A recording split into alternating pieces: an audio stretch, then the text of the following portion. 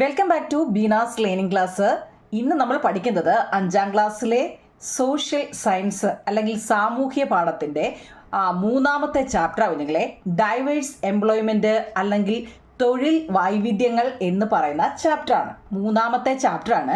അപ്പം ഞാൻ ഇംഗ്ലീഷ് മീഡിയക്കാർക്കും മലയാളം മീഡിയക്കാർക്കും ഒരേപോലെ മനസ്സിലാകത്തക്ക രീതിയിൽ എഴുതിയിട്ടുണ്ട്. കാരണം നിങ്ങൾ ഒരു ഇംഗ്ലീഷിലൊരു ക്വസ്റ്റ്യൻ കണ്ടു കഴിഞ്ഞാൽ അതിൻ്റെ അർത്ഥം എന്താണെന്ന് മലയാളത്തിൽ തന്നെ ഇവിടെ എഴുതി വെച്ചിട്ടുണ്ടോ നിങ്ങളെ. അതുകൊണ്ട് അത് നിങ്ങൾക്ക് രണ്ട് കൂട്ടർക്കും ഇത് പ്രയോജനപ്പെടും കേട്ടോ.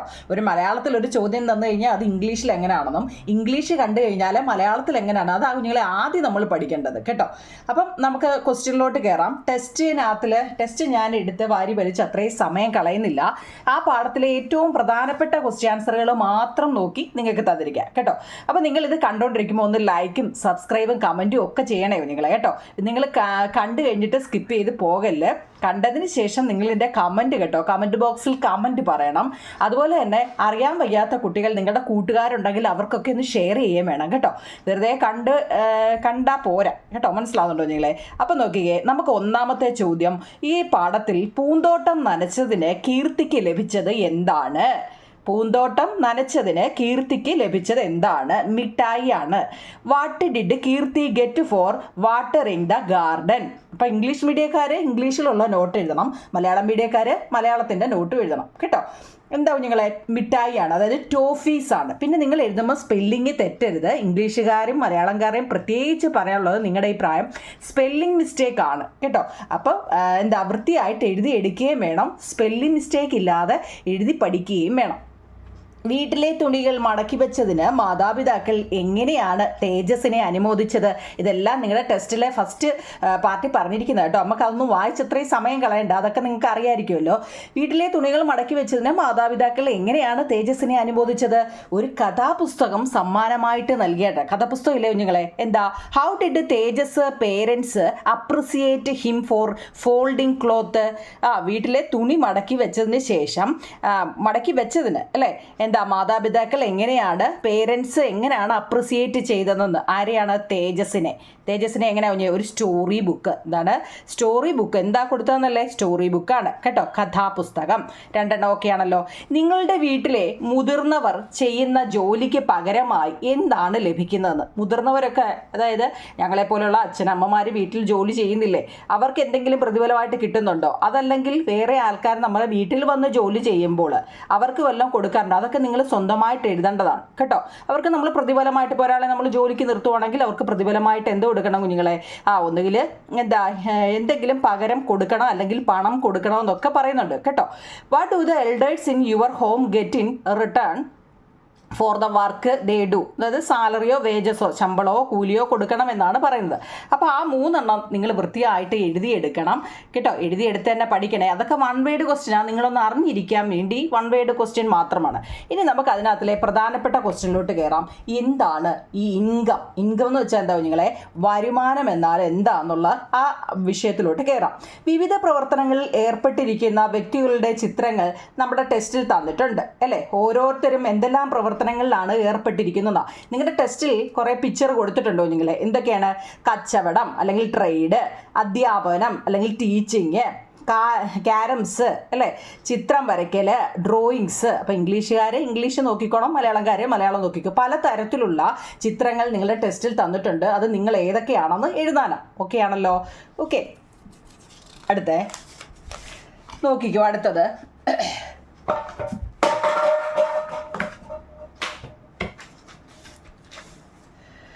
പ്രതിഫലമായി പണം ലഭിക്കുന്നത് ഏതെല്ലാം പ്രവർത്തനങ്ങളാണ്? നമ്മൾ എന്തൊക്കെ ചെയ്തു കഴിഞ്ഞാൽ നമുക്ക് പ്രതിഫലമായിട്ട് പണം ലഭിക്കുന്നു എന്നാണ് പറയുന്നത്. എന്തൊക്കെ ചെയ്യുമ്പോൾ കിട്ടും കുഞ്ഞുങ്ങളെ?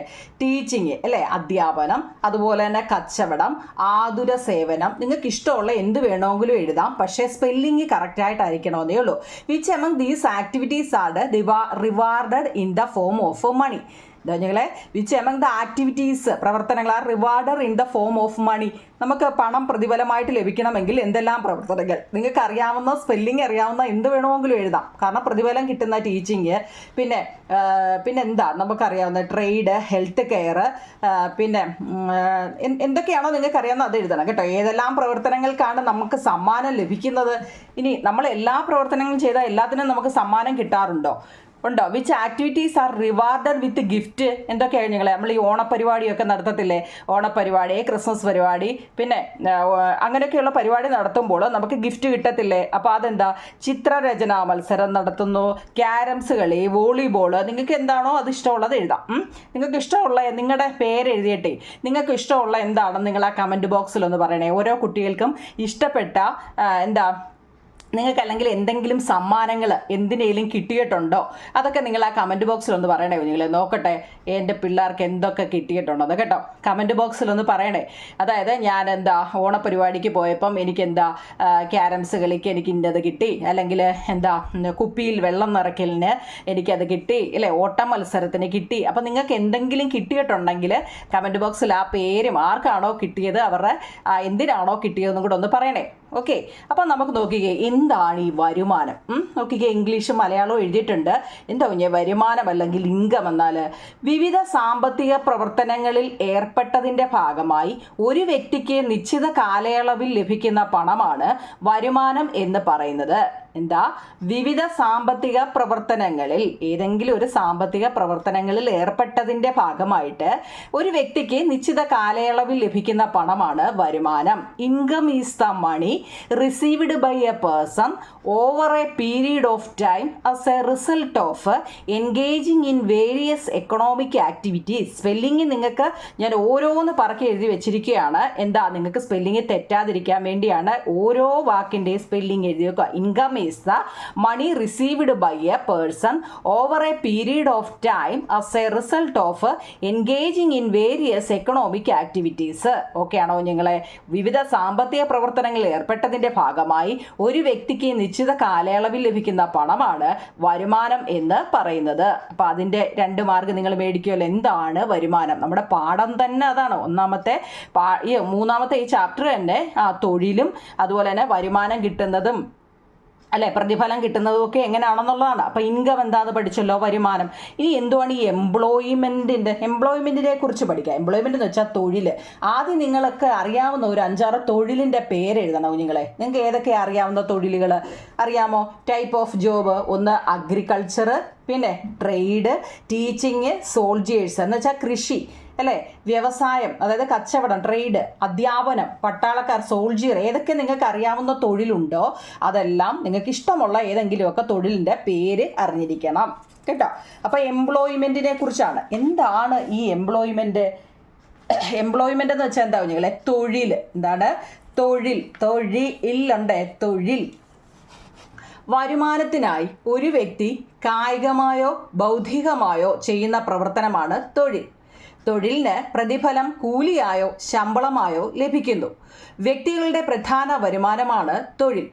ഓക്കെ ആണോ നിങ്ങളെ? ഒരു തൊഴിലെന്ന് പറയുന്നത് ഇപ്പം നമ്മുടെ അച്ഛനും അമ്മയ്ക്കും പലതരത്തിലുള്ള തൊഴിലുണ്ട് അല്ലേ. ചിലവരെന്താ ഓരോന്നും ഞാൻ എടുത്ത് പറയുന്നില്ല, ഓരോരുത്തരും ഓരോ രീതിയിൽ ജോലി ചെയ്യുന്നതാണ്. ആ ജോലിക്കെല്ലാം ശമ്പളമുണ്ട് അല്ലേ, അല്ലെങ്കിൽ കൂലി കിട്ടും. വരുമാനത്തിനായി ഒരു വ്യക്തി അത് കായികമായോ അല്ലെങ്കിൽ ബൗദ്ധികമായോ ചെയ്യുന്ന പ്രവർത്തനമാണ്. കായികം എന്ന് വെച്ചാൽ എന്താ നിങ്ങളെ? നമ്മൾ കൈ കൊണ്ട് ഇപ്പം നമ്മൾ കയർ ഫാക്ടറി പോവുകയാണ്. അത് നമ്മൾ കൈ കൊണ്ട് നല്ലതുപോലെ എന്താണ് കഷ്ടപ്പെട്ട് ഒക്കെ എടുക്കുന്നത് അല്ലേ അതുപോലെയുള്ള എന്തെങ്കിലുമൊക്കെ ചെയ്യുന്നത്. ഇപ്പം അയ്യത്ത് കിളയ്ക്കാൻ വിളിക്കുകയാണ്, അല്ലെ നമ്മൾ കിണർ ഇറക്കാൻ വിളിക്കുകയാണ്. അങ്ങനെയൊക്കെ എന്തെങ്കിലും ഉണ്ടെങ്കിൽ അതിനെയാണ് കായികമായിട്ടെന്ന് പറയുന്നത്. അടുത്ത ബൗദ്ധികമായിട്ടെന്ന് ഉദ്ദേശിക്കുന്നത് ഇവിടെ എന്താണ്? ഇപ്പം നമ്മളൊരു ഡോക്ടറെ കാണാൻ പോവുക. ആ ഡോക്ടർ എന്താണ് ചെയ്യുന്നത്? അങ്ങനെയുള്ള ജോലികൾക്കാണ് ഇവിടെ ഭൗതികം എന്ന് ഉദ്ദേശിക്കുന്നത്. ടീച്ചിങ്, അതുപോലെ ഡോക്ടർ, എൻജിനീയർ, അങ്ങനെയുള്ളതിനെയാണ് ഭൗതികം എന്ന് ഉദ്ദേശിക്കുന്നത്. നിങ്ങളത് ഡൗട്ട് അടിക്കാതിരിക്കാൻ വേണ്ടി ഞാനൊന്ന് പറഞ്ഞതേ ഉള്ളൂ. കായികമായോ ബൗദ്ധികമായോ ചെയ്യുന്ന പ്രവർത്തനമാണ് തൊഴിൽ. ഓരോ തൊഴിലിനും പ്രതിഫലം കൂലി ആയോ കേട്ടോ, വേജസ് ആയോ ശമ്പളമായോ നമുക്ക് ലഭിക്കും. എന്ന് വെച്ചാൽ നമ്മളിപ്പം ഒരു ദിവസം കിണറിറക്കാൻ വിളിച്ചു കഴിഞ്ഞാൽ 1 മാസത്തെ ശമ്പളമല്ല, അന്ന് ചെയ്ത ജോലിയുടെ കൂലിയാണ് കൊടുക്കുക. അതാണ് കൂലി എന്ന് ഉദ്ദേശിക്കുന്നത്.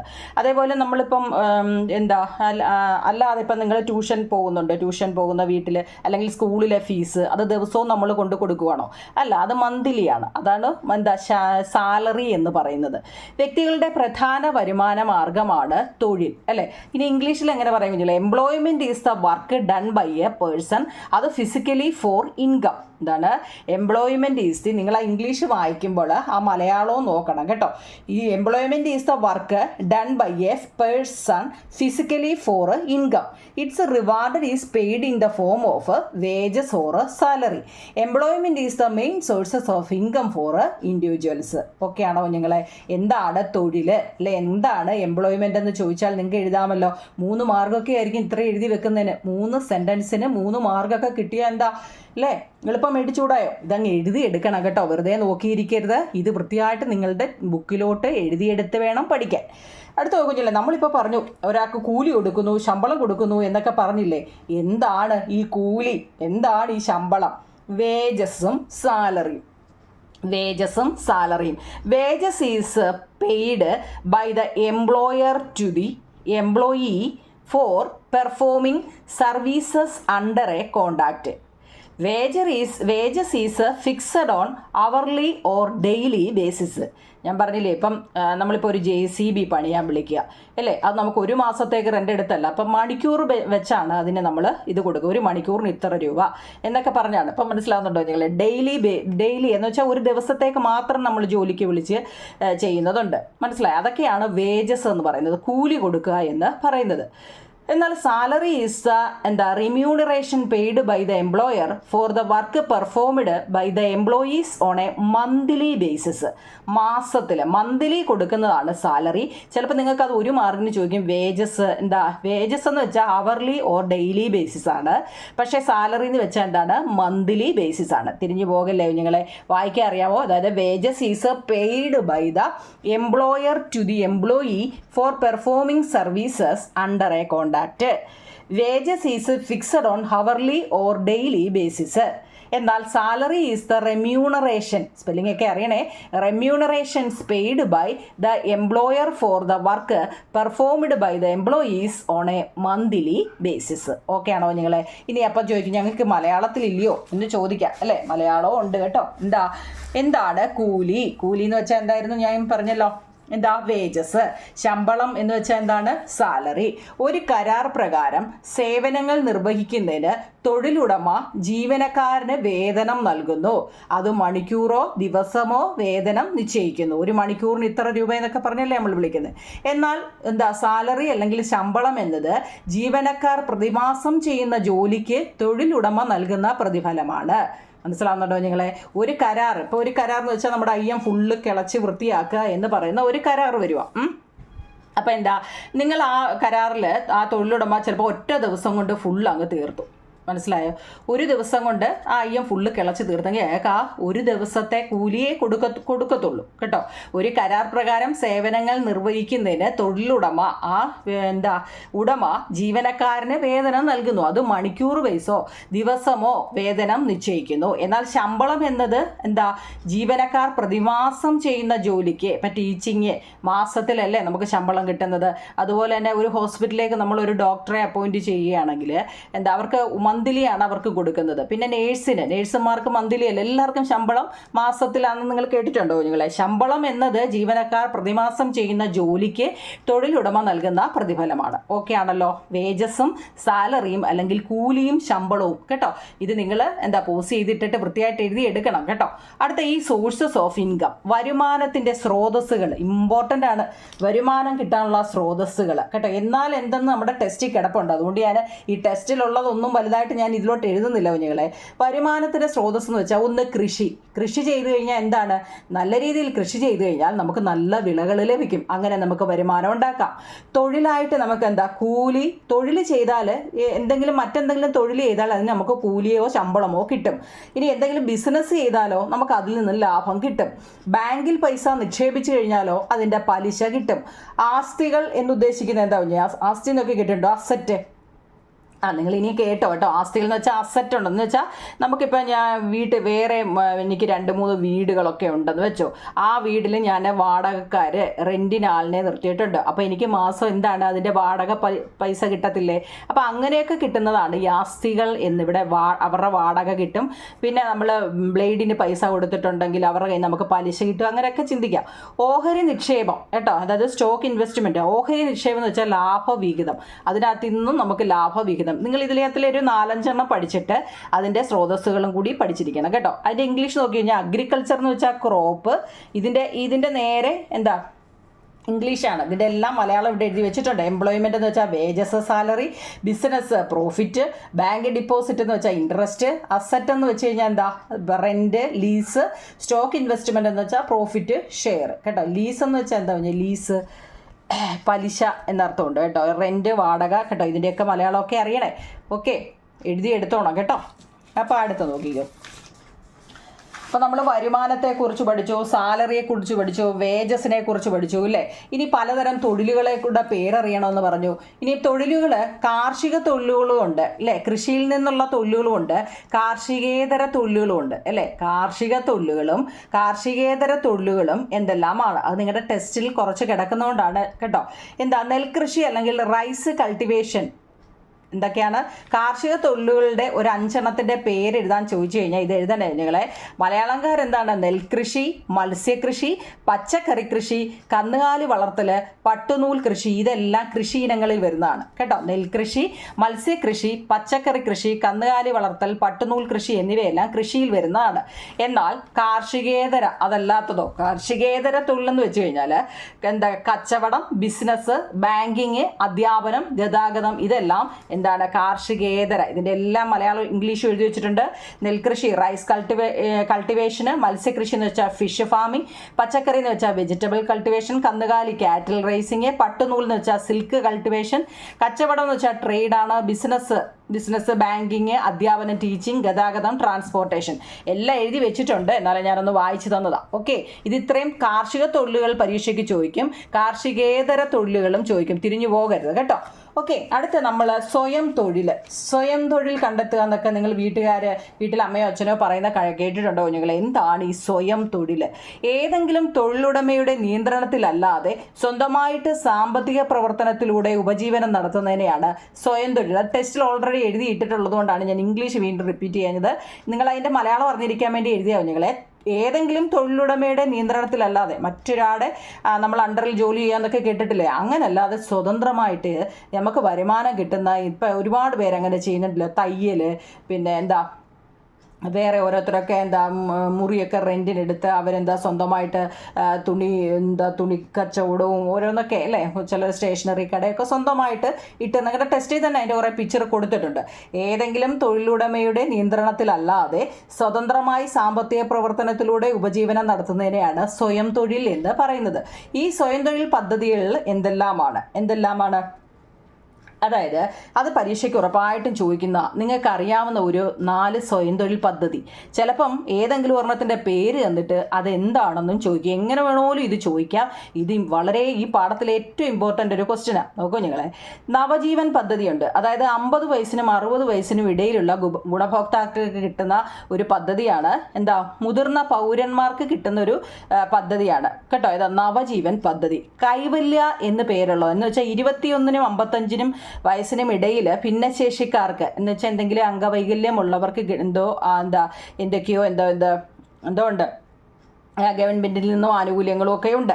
പിന്നെ ശരണ്യ എന്ന് പറയുന്നത് സാമൂഹ്യ സുരക്ഷാ പദ്ധതിയാണ്. വനിതകൾക്ക് വേണ്ടി എന്തെങ്കിലും പ്രശ്നങ്ങളുണ്ടെങ്കിൽ അത് പരിഹരിക്കുന്നതാണ് ശരണ്യ. ജീവനം എന്നത് സാമൂഹ്യനീതി വകുപ്പ് നടപ്പാക്കുന്ന ഒരു പദ്ധതിയാണ്. അതായത് കുറ്റകൃത്യങ്ങൾക്ക് ഇരയായി മരണപ്പെടുന്നവരുടെ ആശ്രിതർക്ക് വേണ്ടിയുള്ളതാണ്. ജീവനം, അതിജീവനം എന്നൊക്കെ നിങ്ങൾ കേട്ടിട്ടുണ്ടോ? ജീവനം സാമൂഹ്യനീതി വകുപ്പ് നടപ്പിലാക്കുന്ന ഒരു പദ്ധതിയാണ്. അപ്പോൾ ഇതിപ്പോൾ നിങ്ങളിതിൻ്റെ പേരും ആ പേര് കൊണ്ട് എന്താണ് ആ പേരിനകത്തിൽ ഇപ്പം ശരണ്യ എന്ന് വെച്ചാൽ എന്താണെന്ന് വെച്ചാൽ സാമൂഹ്യ സുരക്ഷാ പദ്ധതിയാണ് അല്ലേ. എന്താ, അത് വനിതകൾക്ക് വേണ്ടി മാത്രമുള്ളതാണെന്നും കേട്ടോ ഇത് നല്ലതുപോലെ അറിഞ്ഞിരിക്കണം. ഇനിയും അതുപോലെ ഇമ്പോർട്ടൻ്റ് ഒരെണ്ണമാവും നിങ്ങളെ. എന്താ, വ്യക്തിഗത വരുമാനം എന്നാൽ എന്താണ് വ്യക്തിഗത വരുമാനം? ഇത് പേപ്പർ തിരിഞ്ഞു പോയതാവും നിങ്ങളെ. ഇതായിരുന്നു ലാസ്റ്റിലത്തെ, പക്ഷെ ഞാൻ പേപ്പർ തിരിച്ചു വെച്ചതുകൊണ്ടാണ്, സോറി കേട്ടോ. 11ാമത്തെ ചോദ്യമായിരുന്നു വ്യക്തിഗത വരുമാനം. ഒരു വ്യക്തിക്ക് വിവിധ സ്രോതസ്സുകളിൽ നിന്ന് ഒരു നിശ്ചിത കാലയളവിൽ ലഭിക്കുന്ന ആകെ വരുമാനമാണ് വ്യക്തിഗത വരുമാനം. അതായത് personal income. Personal income is the total income received by a person from various sources of income during a particular period. ഒരു വ്യക്തിക്ക് വിവിധ സ്രോതസ്സുകളിൽ നിന്നും ഒരു നിശ്ചിത കാലയളവിൽ ലഭിക്കുന്ന ആകെ വരുമാനമാണ് വ്യക്തിഗത വരുമാനം. അതായത് personal income is the total income received by a persons from various sources of income during a particular period. Okay ആണല്ലോ, വ്യക്തിഗത വരുമാനം. അങ്ങനെയാണെങ്കിൽ കുടുംബ വരുമാനം എന്ന് വെച്ചാൽ എന്താണ്? ഒരു കുടുംബത്തിലെ അംഗങ്ങൾക്കെല്ലാം കൂടി ഒരുമിച്ച് നിശ്ചിത കാലയളവിൽ ലഭിക്കുന്ന ആകെ വരുമാനമാണ് കുടുംബ വരുമാനം. ഇതേ ഉള്ളൂ നിങ്ങളെ. നമ്മുടെ ഒരു വീട്ടിൽ ഒരാൾക്ക് മാത്രം കിട്ടുന്ന വരുമാനം ആണെങ്കിൽ അത് വ്യക്തിഗതമായി. ഇനി ഓരോ വ്യക്തിക്ക് ഇപ്പോൾ അച്ഛനൊരു വരുമാനം, അമ്മയ്ക്കൊരു വരുമാനം, അത് സെപ്പറേറ്റ് ആണ്. അവരവരുടെ വരുമാനം അവരവരാണ് മാത്രമാണ് ഉപയോഗിക്കുന്നതെങ്കിൽ അത് പേഴ്സണലാണ്. എന്നാൽ കുടുംബ വരുമാനം എന്ന് പറഞ്ഞാൽ എന്താണ്? ഒരു കുടുംബത്തിലെ അംഗങ്ങൾക്ക് എല്ലാം കൂടി ഒരു നിശ്ചിത കാലയളവിൽ ലഭിക്കുന്ന ആകെ വരുമാനമാണ് കുടുംബ വരുമാനം. അതായത് family income is the income received by all the members of a family during a certain period. Family income is the income received by all the members of a family during a certain period. ഒരു കുടുംബത്തിൽ ആരൊക്കെയുണ്ടോ, അച്ഛൻ, അമ്മ, ചേട്ടൻ, ചേച്ചി, ഇവരൊക്കെ ജോലിക്ക് പോയി കിട്ടുന്ന വരുമാനം എല്ലാം കൂടി കൂട്ടുന്നതാണ് കുടുംബ വരുമാനം. ഓക്കെ ആണോ കുഞ്ഞുങ്ങളെ? അപ്പോൾ ഈ ചാപ്റ്ററിൽ ഏകദേശം ഒരു 100-ൽ 70% നോട്ടുകളും ഇതിനകത്ത് ഞാൻ തന്നിട്ടുണ്ട്. 70 പറയുമ്പോൾ 100-ൽ 100 ഉണ്ടെങ്കിലും ടെസ്റ്റിലുള്ളതൊക്കെ ഞാൻ വീണ്ടും നമുക്ക് റിപ്പീറ്റ് ചെയ്യേണ്ടതെന്ന് വിചാരിച്ച് ഒഴിവാക്കിക്കുക. അപ്പോൾ നിങ്ങൾ ലൈക്കും കമൻറ്റും ഷെയറും നിങ്ങളുടെ അഭിപ്രായവും ഒക്കെ നമ്മൾ ആ കമൻറ്റ് ബോക്സിൽ എഴുതണം കേട്ടോ. എഴുതി എന്നെ അറിയിക്കണം. എന്നിട്ട് നമുക്ക് അടുത്ത ചാപ്റ്ററും അല്ലെ പ്രധാനപ്പെട്ട ഈ 3 ചാപ്റ്ററൂടെ വെച്ചിട്ട് ഒരു മോഡൽ ക്വസ്റ്റ്യനോ ഒക്കെ നമുക്ക് തയ്യാറാക്കാം കേട്ടോ. ഓക്കെ, നിങ്ങളുടെ കമൻറ്റ് പോലെ ഇരിക്കും കേട്ടോ. Okay, thank you.